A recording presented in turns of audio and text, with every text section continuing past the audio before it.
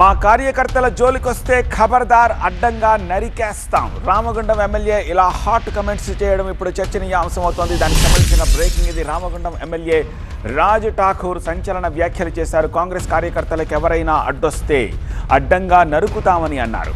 మంథనిలో ప్రతిరోజు మంత్రి శ్రీధర్ బాబు అందుబాటులో ఉండకపోవచ్చు, కానీ కార్యకర్తలకు ఏదైనా జరిగితే తాము 2 గంటల్లో వస్తాం, నరుకుతాం అని కమెంట్ చేశారు.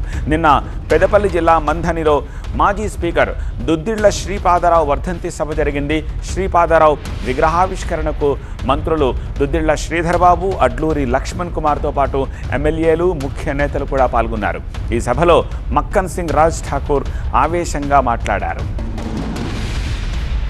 ఇక్కడ ఉండకపోవచ్చు, ఒక్క 2 గంటల్లో కుయ్యి అనుకుంటా ఇక్కడ ఉన్న మీ 3 నాయకులు ఒక్క క్షణంలో వస్తాం.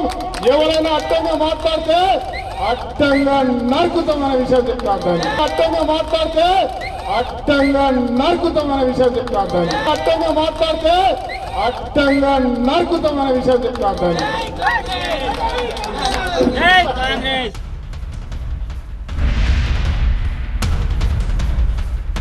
రాజ్ ఠాకూర్ చేసిన ఈ వ్యాఖ్యలపై మంత్రి శ్రీధర్ బాబు స్పందించారు. రాజ్ ఠాకూర్ ఎప్పుడూ శాంతియుతంగానే ఉంటారని, కార్యకర్తలు తమ కష్టాలు చెప్పుకున్నప్పుడు పెద్దపల్లి జిల్లా కాంగ్రెస్ అధ్యక్షుడిగా ఆయన అలా మాట్లాడి ఉంటారని అన్నారు. దాడుల్ని తాము ఎప్పుడూ సమర్థించబోమన్నారు. రాజ్ ఠాకూర్ గారి ఆలోచన విధానం కానీ శాంతికి భంగపట్టే కార్యక్రమం చేయొద్దనే ఉంటుంది. కానీ అనేక సందర్భాల్లో భయభ్రాంతులను చేసినప్పుడు అక్కడున్న సోదరులు వారి బాధలు చెప్పినప్పుడు వారు జిల్లా కాంగ్రెస్ అధ్యక్షులుగా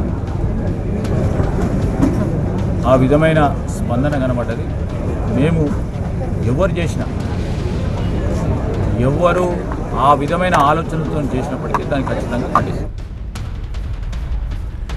నిన్న మంథని కార్యక్రమంలో రాజ్ ఠాకూర్ మరికొన్ని ఆసక్తికర వ్యాఖ్యలు కూడా చేశారు. పెద్దపల్లి జిల్లా వరకు తీసుకుంటే ఈ ప్రాంతానికి శ్రీధర్ బాబే ముఖ్యమంత్రి అన్నారు.